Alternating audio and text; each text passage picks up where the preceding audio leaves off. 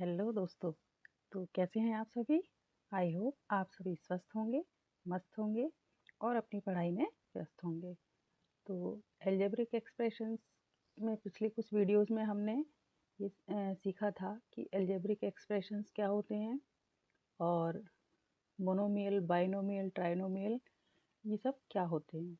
और उसके साथ ही हमने सीखा था कि एल्जेब्रिक एक्सप्रेशंस को हम एडिशन कैसे करते हैं और उनका सब्ट्रैक्शन कैसे करते हैं। तो आज हम इस वीडियो में सीखेंगे एल्जेब्रिक एक्सप्रेशंस का मल्टीप्लिकेशन कैसे होता है। पिछले वीडियो में हमने कुछ इसके रूल्स सीखे थे, लेकिन आज हम इसको करके देखेंगे कि मल्टीप्लिकेशंस के जो सम होते हैं वो किस तरह से होते हैं। तो इसमें सबसे पहले आता है मल्टीप्लिकेशन ऑफ मोनोमियल्स। मोनोमियल्स तो पता ही है आपको।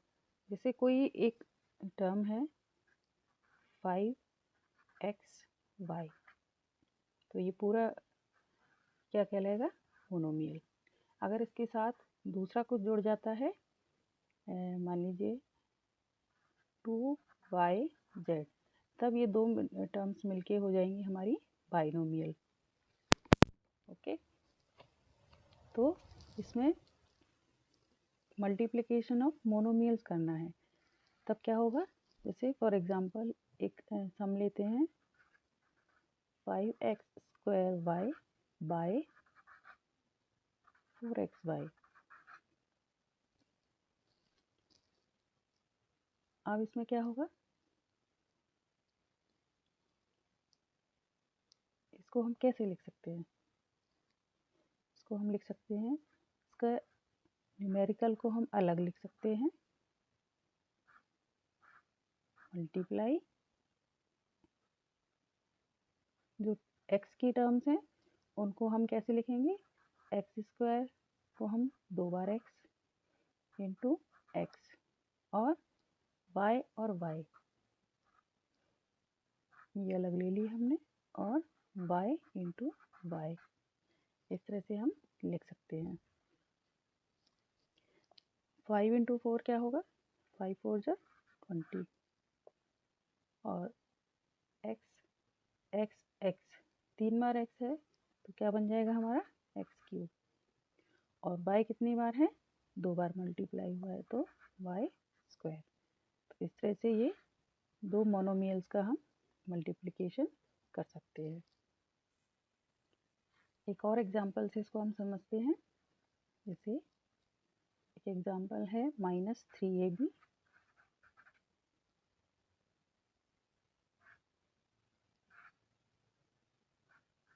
Into 7a²c। ये हमारे दो मोनोमियल्स हैं, इनको हमें मल्टीप्लाई करना है। तो एक और तरीका और क्या हो सकता है, न्यूमेरिकल नंबर्स को हम अलग से मल्टीप्लाई कर सकते हैं। तो फर्स्ट स्टेप हमारा क्या होगा, -3 इंटू 7 इज इक्वल टू क्या हो गया, -21। ये तो हमारा न्यूमेरिकल वाला सॉल्व हो गया। सेकेंड स्टेप क्या होगा, फिर हम ए वाले टर्म्स देखेंगे। ए इसमें भी है, ए इसमें है, तो क्या होगा, a इंटू a², तो ये मिलके क्या बन गया, मल्टीप्लाई होके बन गया a³। अब थर्ड स्टेप हमारा क्या होगा, इसमें b है और इसमें c है, तो b इंटू सी भी हो सकता है, या इसको हम एक साथ भी लिख सकते हैं। नंबर्स का हमारा आया था -21 into a³ into b into C. तो इस तरह से क्या बन जाएगा, -21 a³ bc।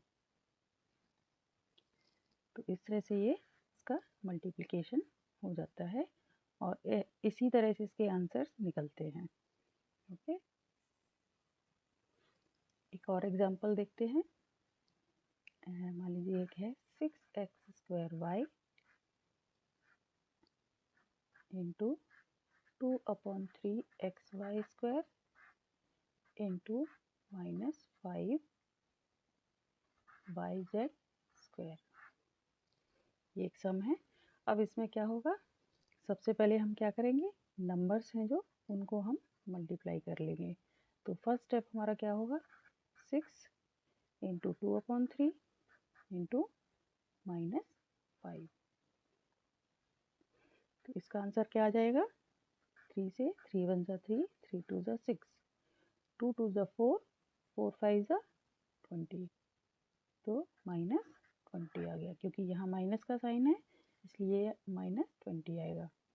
सेकेंड स्टेप में क्या होगा, x की टर्म्स देखेंगे हम, एक्स स्क्वायर इंटू एक्स, तो क्या बन गया, एक्स क्यूब। थर्ड में हम y की टर्म्स देखेंगे, y एंड y, तो कितने हैं y, एक इसमें है, y स्क्वायर है और y है, तब क्या हो गया, y की पावर 4। अब ये पावर ऐसे चेंज कैसे हो जाती है, तो इसका है रूल, इसका एक और रूल है कि जब हम टर्म्स की, जब हम इनको मल्टीप्लाई करते हैं तो इसमें जो पावर्स होती हैं जो भी, वो क्या हो जाती हैं, वो प्लस हो जाती हैं, इस तरह से आ जाती है इनकी पावर 4। तो यही इसमें हुआ है, y की पावर 1 है, y की पावर 1 है, जब हम y को सबको मल्टीप्लाई करेंगे तो y की पावर, इसको हम ऐसे भी लिख सकते हैं, यानी ऊपर की सारी जो पावर्स हैं वो प्लस हो गई हैं। तो जब भी हम टर्म्स को मल्टीप्लाई करते हैं तो उनकी पावर्स प्लस हो जाती हैं, ऐड हो जाती हैं, तो इस तरह से ये इनका पावर्स निकलती हैं। तो हमारा y निकल गया।